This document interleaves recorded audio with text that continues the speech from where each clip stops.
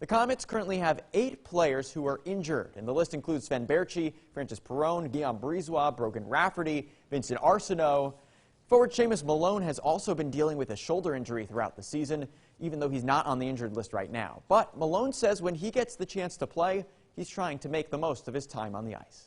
Pretty sure I'm getting confidence with the puck and playing hard and playing confident and making sure I'm playing hard in those tough areas and getting in the net and doing my job and being reliable. You just got to come to the rink with the same mindset. You got to get better and got to stay in shape and keep improving on things you can improve. And when you get on the ice, you got to be ready to go. And when you get your chance, you got to play smart sometimes. You can't go in trying to hit the biggest guy on the team. It's not going to work out. So you just got to play smart. You got to play hard. You got to have a heavy stick. And I mean, you just got to do what you got to do to win those battles.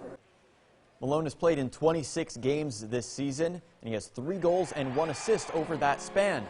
The Comets next play tomorrow night at home against the Billville Senators.